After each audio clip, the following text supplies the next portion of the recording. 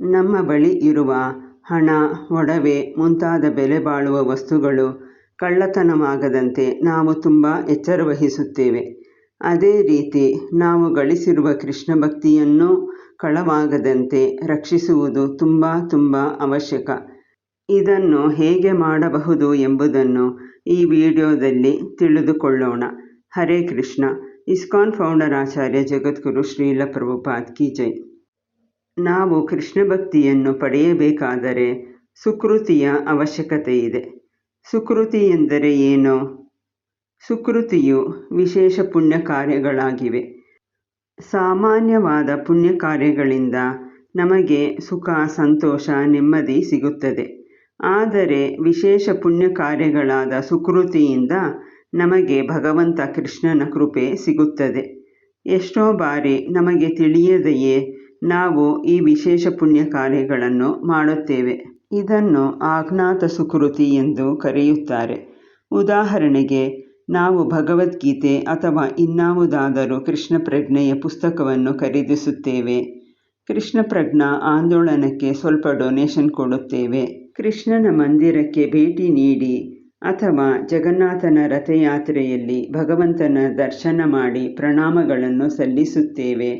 ಭಕ್ತರು ಮಾಡುವ ಹರಿನಾಮದ ಕೀರ್ತನೆಯನ್ನು ಮೆಚ್ಚುತ್ತೇವೆ. ಕೃಷ್ಣನ ಪ್ರಸಾದವನ್ನು ಸ್ವೀಕರಿಸುತ್ತೇವೆ.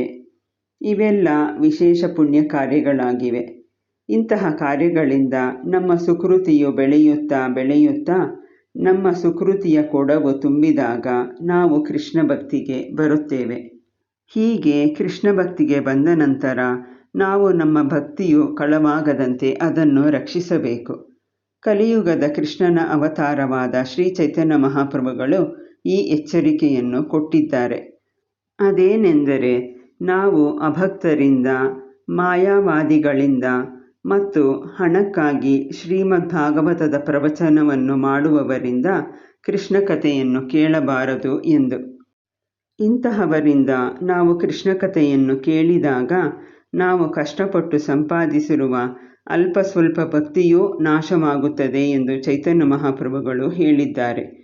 ಇದು ಏಕೆ ಎಂಬುದನ್ನು ಒಂದು ಉದಾಹರಣೆಯ ಮೂಲಕ ಅರ್ಥ ಮಾಡಿಕೊಳ್ಳಬಹುದು. ಹಾಲು ಅಮೃತಕ್ಕೆ ಸಮಾನ ಎಂದು ಹೇಳುತ್ತಾರೆ. ಆದರೆ ಈ ಹಾಲನ್ನು ಒಂದು ವಿಷಸರ್ಪವು ಮುಟ್ಟಿದಾಗ, ಅಂದರೆ ಮೂಸಿದಾಗ, ಆ ಹಾಲು ವಿಷವಾಗಿ ಪರಿವರ್ತನೆಯಾಗುತ್ತದೆ. ಅದೇ ರೀತಿ ಕೃಷ್ಣ ಕಥೆಯು ಅಮೃತಕ್ಕೆ ಸಮಾನ. ಆದರೆ ಅಭಕ್ತರಿಂದ, ಮಾಯಾವಾದಿಗಳಿಂದ ನಾವು ಕೃಷ್ಣ ಕಥೆಯನ್ನು ಕೇಳಿದಾಗ ನಮ್ಮಲ್ಲಿರುವ ಭಕ್ತಿಯು ನಾಶವಾಗುತ್ತದೆ. ಆದ್ದರಿಂದ ನಾವು ಭಕ್ತಿಯಲ್ಲಿ ಮುಂದುವರಿಯಬೇಕಾದರೆ ನಾವು ಅಧಿಕೃತ ಸಂಪ್ರದಾಯದಲ್ಲಿ ಬಂದಿರುವ ಕೃಷ್ಣ ಭಕ್ತರಿಂದ ಮಾತ್ರವೇ ಕೃಷ್ಣ ಕಥೆಯನ್ನು ಕೇಳಬೇಕು. ಹರೇ ಕೃಷ್ಣ.